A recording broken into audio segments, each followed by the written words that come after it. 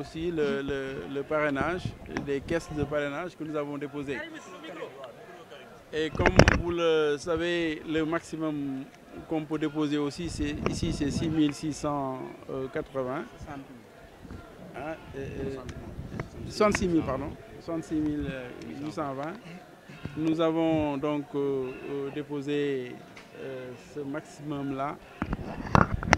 Et nous avons bon espoir. Mais comme je l'ai dit tout à l'heure, aussi nous n'avons aucune illusion. En tout cas, tous les dossiers, tous les documents que nous devons déposer, nous les avons déposés. C'est ça qui est le plus important.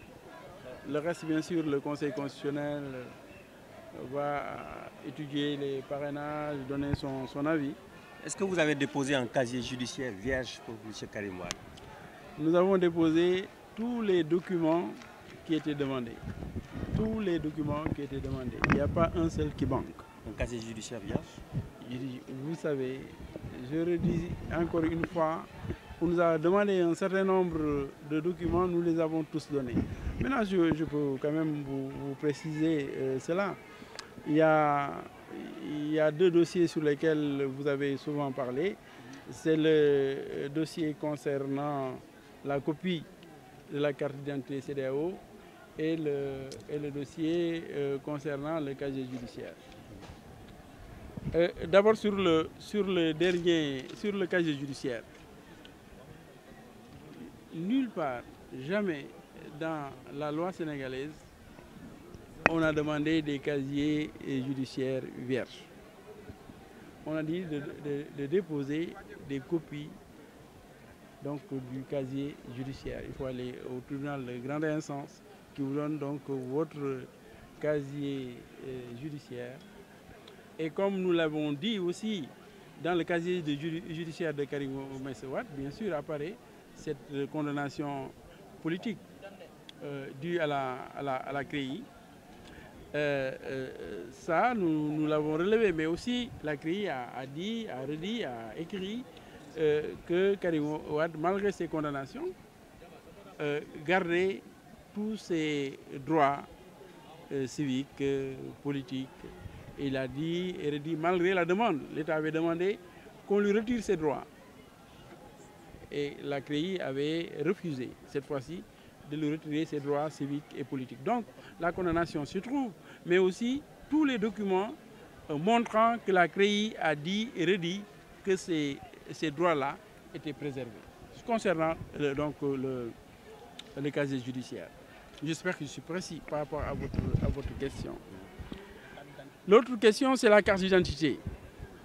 Comme vous le savez aussi, il a reçu sa carte d'identité, mais on a mis dans la partie verso, on a mis que Karim n'est pas inscrit dans la liste des électeurs. Ça, nous le savions déjà.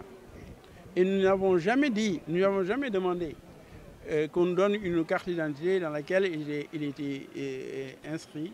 Il était dit que Karim était inscrit sur la liste électorale. Il ne voulait pas nous donner la carte d'identité elle-même. C'est cela que nous demandions, qu'il nous donne une carte d'identité. Les ministres avaient refusé au début de nous donner une carte d'identité, comme si Karim n'était pas un Sénégalais. Maintenant, sur la loi, sur maintenant les inscrits, les non-inscrits, c'est bien sûr une question qui se pose.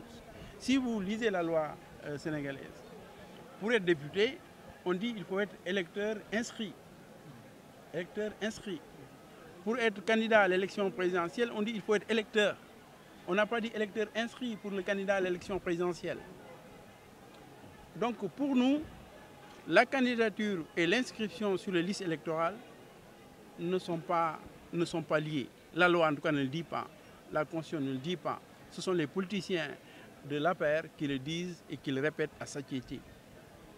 Mais quand nous regardons et nous avons analysé, réanalysé cette question, quand on dit qu'il faut être Sénégalais électeur et que la loi sénégalaise dit que l'électeur, c'est tout Sénégalais qui a 18 ans et qui a ses droits, ses droits politiques et civiques. Est-ce qu'il s'est inscrit sur les listes électorales? Ça, c'est important quand même. Mais je vous ai dit, ce que je vous ai dit, c'est la Constitution, c'est la loi électorale. C'est les deux qui vous le disent. On n'a jamais dit que pour être candidat à l'élection présidentielle, il faut être inscrit. Jamais, nulle part. Donc nous, vraiment, nous sommes très confiants. Si le droit devait être dit, nous sommes très confiants. Nous pensons que si le droit devait être dit, nous avons dépassé largement, très largement.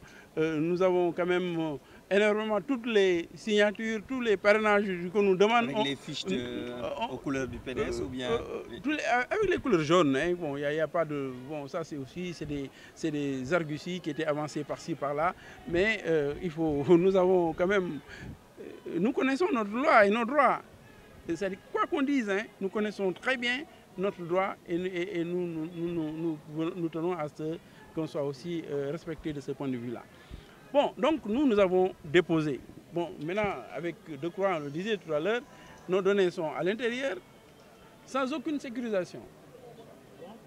C'est-à-dire, bon, on a posé là-bas nos 66 820 parrainages, mais c'est dans des cartons, enfin dans des classeurs.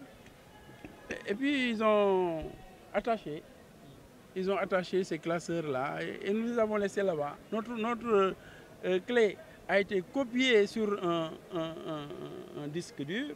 Nous ne savons pas, et nous sommes quand même, et Decroix et moi, nous savons comment les choses se passent.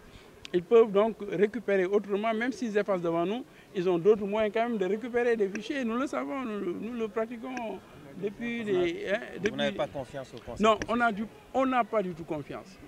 Et on se dit qu'ils peuvent aller prendre, ils peuvent venir déchirer nos... parce qu'on n'a pas compté. Hein. Nous, on nous a compté 44 classeurs déposés. Bien sûr, nous avons déposé dans les 14 régions du Sénégal et au niveau de beaucoup de pays de la diaspora. Nous avons déposé partout parce que c'est ensemble que les Sénégalais ont parrainé notre candidat. Mais là, nous considérons que nos données et notre dossier n'est pas en sécurité. Voilà. Merci de vous abonner à notre chaîne YouTube CNews. N'oubliez pas d'activer la cloche pour recevoir les notifications et si vous aimez la vidéo, cliquez sur j'aime et laissez un commentaire.